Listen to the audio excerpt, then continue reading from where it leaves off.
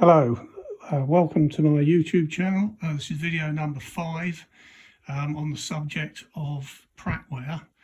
The idea being that I'm sharing my collection to illustrate the range of what's termed Prattware, which is underglaze full multicoloured transfer obtained by a very complex process from about the mid-19th century, primarily through to the end of the 19th century. I've already been through 3 shelves, I think it is. So I'm now going to share with you the 4th shelf, which is dedicated to plates on the subject of ancient estates. So I'm just going to step up, and there we are. We'll start from this end.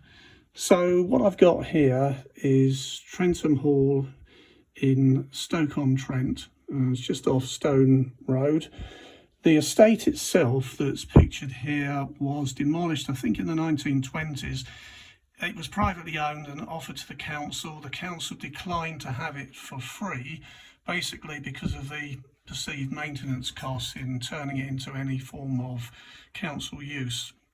So unfortunately it was demolished, but the gardens still remain open to the public and are called Trentham Hall Estate Gardens. What we have here, interestingly, is a series of plates. The plates with the green borders are made by Mayer and Elliott, who took over the business from TJ&J Mayer just for 2 years in 1858. From 1858 rather. The quality of transfer print on these particular plates is absolutely staggering. It really is amongst the finest transferware ever produced by any of the factories that go under the generic name of being producers of Prattware. What we have here, though, on the right hand side are a couple of examples. The pottery that manufactured these is unknown. The method that they used was involving the same copper plate, because they're actually identical to their counterparts there, but they're produced slightly on top of the glaze. I'm just going to flash this to the light. Can you see there? It's not actually shiny where the transfer is. It's sort of a matte finish. That's because it's burnt in solid into the pottery body itself, whereas normally Prattware is completely underglaze, and there we are. It's nice and shiny, nothing to do with being on the surface. So it's just an interesting comparison. Presumably the pottery that produced these examples took over the business from Mayer and Elliott. I haven't yet been able to find out anything in the way of history that I can share at the moment. The tanker, by the way, is rather interesting. It's absolutely huge. In fact, it's so large I can't even safely pick it up while holding the mobile phone. It's got vine leaves decorated around the top. This absolutely magnificent monster of what's called a loving cup. I'm just going to step down now and move the stall over to share the remaining plates here. So we're looking at Trimadoc. Again, I forget where that is, but look it up on the internet and you'll find it, along with Haddon Hall. I really must get round to visiting these places. Just take a look at the border, by the way, on these. It's absolutely a work of art. It really, really is staggering. This is made by the pottery of F&R Pratt. It isn't back stamped, but it's well known to be of their production. And the way that we determine that is by looking at the style of transfer, amongst other clues. We're moving on now back to a Mayer and Elliott production from 1858 for that period of just 2 years. It is impressed on the back, Mayer and Elliott. You can just about make it out on that, and on these plates.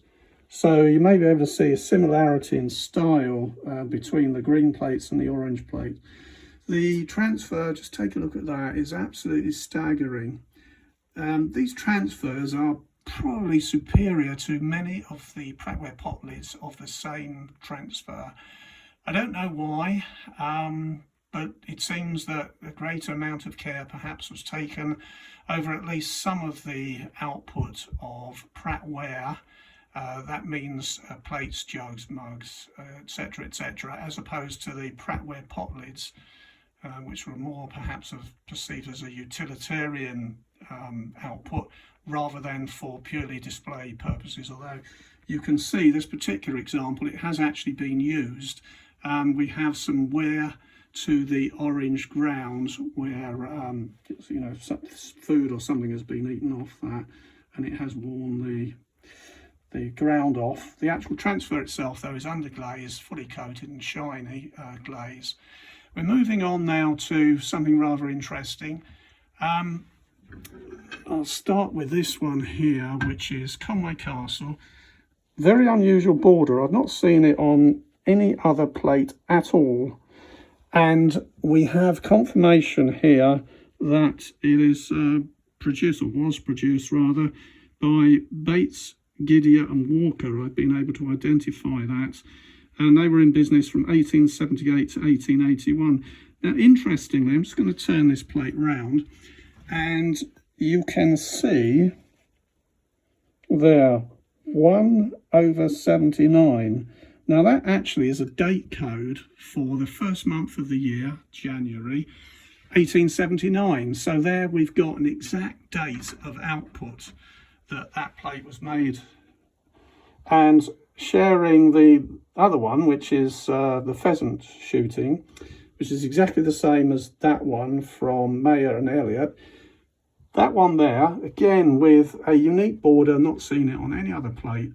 That was also produced by the same company, Gidea here, and it's also back stamped 1/79. So again, January 1879, absolute confirmation of the date produced. So that's all I've got to say in this particular video, because I'm running out of time. Again, I'd emphasise, for God's sake, whether you live in a house of whatever size or an apartment, for goodness sake, don't leave the walls blank. Have them absolutely covered with things that appeal to you, preferably nice, brightly coloured objects.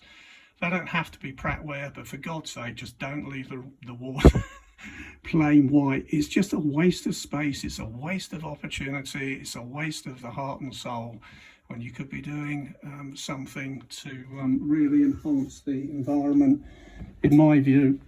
So there we are. Oh, incidentally, let me just show you, there's a mug there with the pheasant shooting on. And on the reverse side, we have Windsor Castle going for the hunt there. So that's something that's not very often seen. Note that the handle actually has nice nodules so that you can get a good grip when drinking from it. And this, in fact, has been used. You can see that there is wear to the gilding there. So somebody's had a good old sup of beer from that in the past, and that again dates to the 1850s, 60s, no later than that. So there we are. That concludes today's video. Thank you.